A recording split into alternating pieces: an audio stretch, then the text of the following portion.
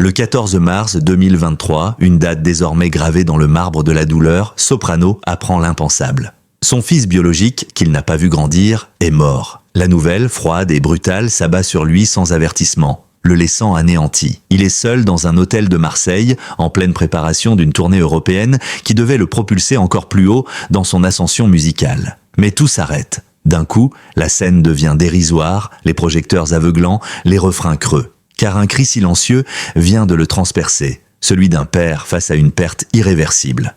La dépêche tombe dans la presse locale au petit matin. Sobre, presque mécanique, un jeune homme de 26 ans retrouvé mort dans son appartement à Lyon. À ce moment précis, personne ne fait le lien. Ce n'est que quelques heures plus tard que l'identité du défunt est révélée. Il s'agit de Kevin M., fils biologique d'un célèbre chanteur français. Les internautes mènent leur enquête, recoupent, et les plus informés établissent rapidement une connexion bouleversante. Kevin était ce fils que Soprano avait été contraint d'abandonner dans sa jeunesse et qu'il avait évoqué à demi-mot dans ses chansons et lors de rares entretiens. L'équipe de l'artiste confirme l'information en fin de journée. Dans un communiqué sobre et empreint d'émotion, on peut lire « C'est avec une immense tristesse que nous vous annonçons que Soprano vient de perdre son fils biologique. L'artiste est profondément bouleversé par ce drame intime. Il demande à ce que sa peine soit respectée et qu'aucun commentaire ne soit fait pour le moment. Aussitôt, un silence immense se crée autour de cette tragédie. Les médias s'abstiennent, les fans retiennent leur souffle. Et dans cet espace de silence, une douleur s'installe, celle d'un père rattrapé par le passé. Pour comprendre l'intensité de ce séisme personnel, il faut remonter des années en arrière. À 16 ans, Saïd Mouroumbaba, encore inconnu du grand public, devient père. La jeune fille avec qui il partage une histoire brève tombe enceinte. Mais dans un contexte familial compliqué, les pressions sont fortes. Les parents de la jeune fille refusent que le jeune homme, issu d'un quartier populaire de Marseille, sans emploi et sans avenir tracé, prenne part à la vie de l'enfant. On lui interdit tout contact. La décision est prise sans lui. L'enfant sera élevé sans père. Pour le jeune Saïd, cette décision laisse un vide béant, une fracture précoce qui ne cicatrisera jamais vraiment. Durant des années, Soprano n'évoque pas ce drame. Il construit sa carrière d'abord avec les psychiatres de la rime, puis en solo. Il devient une voix majeure du rap français, porteur de messages d'espoir, de paix et de tolérance. Mais derrière les sourires en concert et les clips lumineux, un secret l'habite. Ce fils, il n'a jamais cessé d'y penser. Dans certaines de ses chansons, des lignes plus sombres émergent, des allusions voilées, des regrets profonds. Mais jamais de nom, jamais de détails, juste une douleur constante. C'est en 2021, dans le documentaire Soprano, à la vie à la mort, que le public découvre la vérité. L'artiste y évoque ce fils qu'il n'a jamais connu, cette blessure enfouie, cette culpabilité d'avoir été contraint d'abandonner un être qu'il aurait tant voulu aimer. À l'écran, les larmes montent, les mots butent. « On m'a enlevé mon fils », lâche-t-il, la voix brisée. Le documentaire touche profondément les téléspectateurs. L'image de Soprano change. Il n'est plus seulement le rappeur optimiste. Il devient un homme en quête de réparation. Mais cette réparation, il n'aura jamais le temps de l'accomplir. Le 14 mars 2023, tout bascule. L'homme qu'il a cherché pendant tant d'années s'en est allé. Et avec lui, toute possibilité de réconciliation. Toute chance de dire enfin « je t'aime, je suis désolé » ou simplement « je suis là ». Ce deuil est d'autant plus cruel qu'il vient se greffer à une histoire de non-dits, d'occasions manquées et de blessures anciennes. Lorsqu'il apprend la nouvelle, Soprano reste sans voix. Il se retire immédiatement de la scène publique. Sa tournée est suspendue, ses obligations annulées. Le monde artistique comprend vite que ce n'est pas une pause ordinaire. C'est une chute intérieure. Les jours suivants, il ne répond plus à son équipe, à ses amis, ni même à certains membres de sa famille. Il s'isole, enfermé dans une douleur qui ne trouve aucun apaisement. Son entourage le décrit comme un homme vidé. Plus d'énergie, plus d'appétit, plus d'envie, il reste prostré, la tête dans les mains, parfois des heures entières. Il ne pleure même plus, il est au-delà des larmes, dans un état de sidération. Ceux qui le connaissent depuis longtemps n'ont jamais vu ça. Même lors des moments les plus durs de sa carrière, il avait su se relever. Mais là, quelque chose est brisé, définitivement. Cette douleur n'est pas seulement celle de la perte, elle est aussi celle de la culpabilité, de ne pas avoir su, pu ou osé établir le lien à temps, de n'avoir été, aux yeux de cet enfant devenu adulte, qu'un nom sur une pochette d'album. Et cette culpabilité, sourde, sournoise, devient un poison lent, car elle s'accompagne d'une question obsédante. Et si j'avais fait un pas de plus? Et si j'avais insisté? Et si je m'étais battu malgré tout pour le retrouver? C'est et si Soprano les rumine, les ressasse. Ils deviennent sa seule compagnie dans ce long tunnel de silence où plus rien ne semble avoir de sens. Il n'est plus l'homme du peuple ni la star aux millions d'albums vendus. Il est un père endeuillé, Un père sans tombe à visiter, sans souvenir partagé. Juste un vide, une absence. Si la mort de Kevin a plongé Soprano dans le silence et la sidération, c'est aussi parce qu'elle a ranimé une blessure qu'il avait appris à contenir sans jamais vraiment l'effacer. Une blessure ancienne, enfouie dans les plis de son adolescence, mais qui ne demandait qu'une secousse pour ressurgir. La perte d'un enfant est déjà une épreuve inhumaine. La perte d'un enfant qu'on n'a jamais pu étreindre, ni connaître, ni aimer librement, relève d'une tragédie presque mythique. Pour Soprano, c'est une déchirure double, celle d'un présent meurtri et celle d'un passé non réparé. L'histoire commence à Marseille, dans les quartiers nord. Saïd Mroumbaba, futur soprano, n'a que 16 ans lorsqu'il apprend qu'il va être père. Il est alors un adolescent discret, passionné de musique, tiraillé entre sa foi musulmane et les réalités brutales de la vie dans les cités. La jeune fille, enceinte, appartient à une famille conservatrice où le regard des autres pèse lourd. Très vite, les tensions montent. La grossesse est vécue comme un drame. Il n'est pas question, dans ces conditions, que le jeune père reste dans les parages. On le tient à l'écart, on l'exclut des décisions, on l'empêche de voir l'enfant. Soprano ne se bat pas. Il est jeune, sans repères, sans ressources. Sa propre famille, démunie, ne peut que constater l'éviction. Le bébé est confié à un foyer, puis adopté. Le lien est brisé avant même d'avoir existé. Pendant des années, le silence règne. Le secret est bien gardé. Seuls quelques intimes connaissent la vérité. Pour les autres, il est l'artiste solaire, le fils d'immigrés comoriens devenu l'un des rappeurs les plus aimés de France. Mais à l'intérieur, il vit avec un trou béant. Ce poids, Soprano l'a toujours porté. Comme un fardeau silencieux, il n'en parlait jamais en public, pas même au sommet de sa gloire, pas quand ses albums battaient des records de vente, pas quand il chantait devant des stades pleins. La douleur, il l'avait enterrée sous des couches de sourires, de textes lumineux, d'engagements bienveillants. Et pourtant, dans certaines de ses chansons, les auditeurs attentifs pouvaient percevoir des failles. Des lignes à double sens, des cris étouffés. C'est en 2019, lors d'un entretien radiophonique, que le vernis commence à se fissurer. À une question anodine sur la paternité, Soprano laisse échapper une phrase « J'ai 4 enfants, enfin 3, que je vois ». La phrase passe presque inaperçue, mais les fans les plus fidèles y entendent quelque chose. Quelques mois plus tard, il confie à un ami producteur qu'il envisage de parler de cette histoire-là dans un documentaire. Pas pour se dédouaner, dit-il, juste pour dire la vérité. C'est ainsi qu'en 2021 sort le documentaire À la vie, à la mort, produit par Disney+. Dans l'un des épisodes les plus poignants, Soprano revient sur ce drame intime avec une émotion à fleur de peau. Face caméra, il raconte l'interdiction de voir son fils, la honte de l'époque, le vide que cela a laissé. Il parle sans détour, les yeux humides, la voix tremblante. On m'a arraché ce rôle de père. J'ai eu peur, j'ai obéi, mais je n'ai jamais cessé de penser à lui. Le public découvre alors une facette insoupçonnée de l'artiste, celle d'un homme brisé par une injustice intime, incapable de refermer cette plaie. Après la sortie du documentaire, de nombreux fans lui écrivent. Certains lui parlent de leurs propres enfants perdus, de paternité cachée, de retrouvailles ratées. Soprano lit tout. Il répond à certains. Il est touché, mais toujours rongé par un dilemme. Comment retrouver un enfant qui ne veut pas être retrouvé ? Car c'est là que l'histoire prend une tournure encore plus cruelle. En effet, dès 2018, Soprano a entamé, en privé, des démarches pour retrouver Kevin. Il engage un avocat, contacte la famille adoptive, tente d'envoyer des lettres. Mais les portes restent closes. Le jeune homme, devenu adulte, refuse tout contact. Il sait qui est son père biologique, mais il n'en veut pas. Trop tard, trop flou, trop douloureux. Il aurait grandi avec l'idée d'un abandon, et aucun mot ne suffit à effacer ce sentiment. Pour Soprano, chaque refus est une gifle. Mais il comprend, il respecte, il attend. Il espère qu'un jour, peut-être, Kevin lui écrira, qu'il acceptera une rencontre, qu'il voudra entendre sa version. Mais les mois passent, les années aussi, et rien ne vient, le silence reste total. Jusqu'à ce jour fatal de mars 2023, où le silence prend une autre forme. Définitive, sans appel. C'est dans ce contexte que l'annonce de la mort de Kevin prend une dimension tragique. Ce n'est pas seulement la perte d'un fils, c'est la fin d'un espoir. Le dernier espoir d'un lien, d'une réconciliation, d'un mot partagé. Soprano n'a pas seulement perdu un enfant, il a perdu un avenir. Et cette perte, précisément, rouvre la blessure originelle, celle d'un jeune homme de 16 ans à qui on a interdit d'aimer. La mort de Kevin n'est pas seulement une tragédie intime, elle devient rapidement un choc public. Un événement médiatique que personne n'avait vu venir. Car en révélant cette perte, on découvre une part de l'histoire de Soprano que beaucoup ignoraient. Ce père de l'ombre, cet homme rongé par le remords, ce chanteur toujours souriant qui cache derrière son regard tendre une douleur abyssale. L'annonce de ce drame déclenche une onde de compassion, mais aussi une avalanche de questionnements. Qui était Kevin ?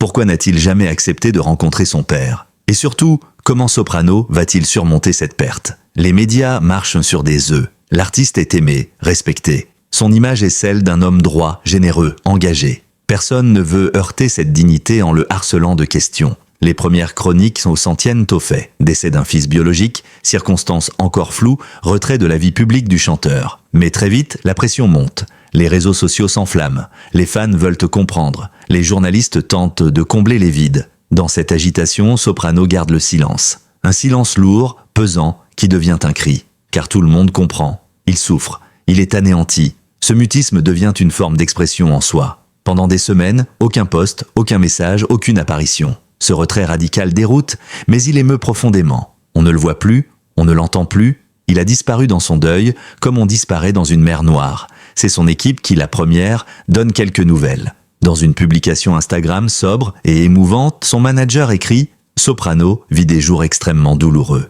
Il se reconstruit doucement, entouré de ses proches. Merci de respecter son silence et de continuer à lui envoyer votre lumière. » Cette phrase déclenche une avalanche de messages de soutien. Des milliers de commentaires affluent, des cœurs, des mots d'amour, des témoignages. Certains internautes partagent leurs propres histoires. Enfants perdus, réconciliation impossible, liens brisés, l'espace devient un sanctuaire de deuil collectif. Face à cette mobilisation, Soprano se sent moins seul. Mais il ne peut encore parler, pas tout de suite. Il faut d'abord qu'il survive, qu'il tienne debout, qu'il comprenne ce qu'il vient de vivre, et surtout, qu'il accepte. Accepter que Kevin est parti sans un mot, sans une accolade, sans un pardon. Accepter que cette vie manquée ne pourra jamais être réparée. Que le passé, parfois, ne se réécrit pas. C'est au bout de 47 jours de silence que Soprano écrit une lettre ouverte publiée sur ses réseaux sociaux dans laquelle il s'adresse à son fils.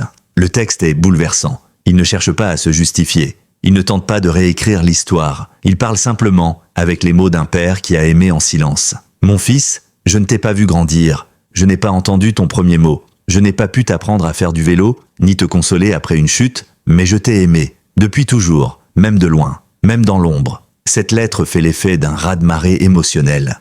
Les fans pleurent, les célébrités le soutiennent publiquement. Des artistes comme Grand Corps Malade, Vita ou Black M rendent hommage à cette parole courageuse. Certains journaux qualifient ce texte de « chant du pardon », d'autres de « lettre d'un amour mutilé ». Mais tous saluent la force de l'artiste qui ose exposer sa vulnérabilité. Ce geste public marque un tournant. Il ne s'agit plus seulement d'un homme qui pleure son fils. Il s'agit d'un artiste qui accepte de transformer sa douleur en parole, en exemple, un message. Cette lettre devient virale. Elle est lue dans des lycées, commentée en famille, analysée par des psychologues. Elle touche parce qu'elle dit l'indicible. L'impuissance d'un père face au temps perdu. Mais derrière cette déclaration, une question subsiste. Comment continuer? Comment chanter, écrire, se produire après une telle épreuve? Soprano lui-même ne sait pas. Il a toujours été un bâtisseur d'espoir, un porteur de lumière. Peut-il encore incarner cette énergie alors que son propre cœur est brisé? Dans l'intimité, la réponse tarde à venir. Il dort peu, il mange à peine, il parle encore moins. Ses proches s'inquiètent. Certains redoutent qu'il ne remonte jamais sur scène. D'autres pensent qu'il reviendra plus fort. Mais tous respectent son rythme, car ils comprennent, ce n'est pas une épreuve ordinaire, c'est un effondrement. Et pourtant, au fond de ce silence, quelque chose commence à bouger. Une note, un mot griffonné sur un cahier, une phrase murmurée à sa femme, lentement, très lentement, la musique revient. Pas celle qu'il chantait autrefois, une autre, plus grave, plus nue, plus vraie. Elle ne viendra pas effacer la douleur, mais elle pourra peut-être un jour la porter. Il y a un temps pour le choc, un temps pour le silence, et un temps, fragile et incertain, pour se reconstruire. Pour Soprano, cette reconstruction n'est ni spectaculaire ni linéaire. Elle est faite de chutes et de sursauts, de nuits sans sommeil et de petits gestes qui reprennent sens. Après des semaines d'un deuil silencieux, il comprend qu'il doit, peu à peu, réapprendre à vivre. Non pas comme avant, car plus rien ne sera jamais comme avant, mais en intégrant cette absence, cette douleur, comme une part de lui-même. Le premier pas est minuscule. Une mélodie fredonnée au réveil, puis une autre, griffonnée sur un coin de carnet. Soprano ne cherche pas à faire un tube, il cherche à s'exprimer, à survivre. Loin des studios luxueux et des ambitions commerciales, il retrouve l'essence de son art, une parole brute, simple, humaine. Il écrit sans censure. Il se permet les failles, les doutes, les sanglots. Il n'est plus question de plaire. Il s'agit juste de dire. Mais cette parole, il n'est pas encore prêt à la rendre publique. Durant de longs mois, il compose en secret. Il enregistre chez lui, sur un vieux micro, des fragments de chansons qu'il garde pour lui seul. Ces morceaux, à mi-chemin entre la lettre intime et le journal de bord, constituent une forme de thérapie. Chaque note, chaque rime, est une tentative pour mettre de l'ordre dans le chaos. Il parle à Kevin, à l'enfant qu'il n'a pas connu, à l'homme qu'il n'a pas retrouvé. Il lui raconte ce qu'il aurait aimé lui dire, ce qu'il n'a pas pu, ce qu'il ne pourra plus. Dans cette lente renaissance, un rôle central est joué par sa femme, Alexia. Présente depuis plus de 20 ans, elle est son rock. Elle l'encourage à ne pas s'enfermer, à rester en lien avec ses enfants, avec ses proches. Parfois, elle lit à haute voix les messages de soutien que les fans continuent d'envoyer. Parfois, elle s'assoit près de lui sans parler, simplement là. Elle ne force rien, elle accompagne. Le couple traverse cette épreuve soudée, renforcée même, dans la douleur. Soprano redécouvre dans ses enfants une raison de se battre. Il se raccroche à leurs rires, à leurs regards, à leurs gestes du quotidien. Il se souvient qu'il est encore père, malgré tout, que la vie, malgré la perte, continue de circuler autour de lui. Ses enfants, en grandissant, lui posent des questions sur Kevin, sur l'histoire. Il répond avec les mots qu'il peut. Il ne cache rien. Il veut que la vérité soit partagée, transmise, pour qu'elle ne devienne pas un autre secret. Le retour en studio se fait par étapes. D'abord en solo, sans producteur, sans pression. Puis avec quelques musiciens de confiance, dans un climat feutré, presque spirituel. Il ne s'agit pas encore d'un album, juste d'un besoin de poser des sons sur des émotions. Très vite, l'évidence s'impose. Ces chansons sont trop fortes, trop justes, pour rester dans l'ombre. Elles pourraient aider d'autres, parler à d'autres, ouvrir des cœurs. Soprano hésite. Doit-il publier ces morceaux? Risquer de dévoiler cette douleur si intime? Exposer au grand jour une peine si viscérale? Ce sont ses proches qui le convainquent. Non pas pour relancer sa carrière, mais pour accomplir un geste de transmission. Un témoignage, une parole que d'autres pourront entendre et peut-être se reconnaître. Il décide alors de concevoir un projet particulier. Un EP, court, brut, épuré, intitulé « Lettre à mon fils ». 6 titres, pas plus. Chacun abordant une facette du deuil, de l'amour empêché, de la paternité inachevée, loin des beats commerciaux ou des refrains calibrés. Ce disque se distingue par sa pudeur, sa sincérité. La voix de Soprano y est grave, parfois brisée, toujours authentique, mais avant même la sortie, il choisit de faire un pas de plus. Créer un espace de parole pour ceux qui, comme lui, ont vécu des drames familiaux. Avec le soutien de sa maison de disques, il fonde une association, Le Fil Invisible, qui propose une aide psychologique aux jeunes parents séparés de leurs enfants et aux enfants victimes d'abandon ou de rupture de familiale. Cette structure, financée en partie par ses royalties, devient rapidement un lieu de parole libre. Des groupes de soutien, des ateliers, des concerts de parole. Soprano y participe parfois en toute discrétion, sans caméra. Ce geste humaniste l'aide lui-même à avancer. En tendant la main aux autres, il parvient à reconstruire quelque chose de lui. Non pas à oublier, mais à vivre avec. À transformer la douleur en action, à faire de l'absence une force. Son deuil devient alors le point de départ d'une nouvelle étape, plus intérieure, plus humaine, plus ancrée. La perte d'un enfant laisse une empreinte indélébile. Elle ne s'efface pas, ne se surmonte pas. Elle se vit, jour après jour, comme une respiration nouvelle, difficile mais nécessaire. Pour Soprano, cette épreuve l'a métamorphosé. Elle a redéfini son rapport au monde, à la musique, à sa propre identité. Il n'est plus seulement un artiste à succès, un visage familier des plateaux télé ou des scènes enflammées. Il est devenu un homme habité par une mission, par un devoir de mémoire et par une volonté de transmettre ce que cette douleur lui a enseigné. Après des mois de silence, puis une lente reprise créative, Soprano choisit de revenir sous les projecteurs à sa manière,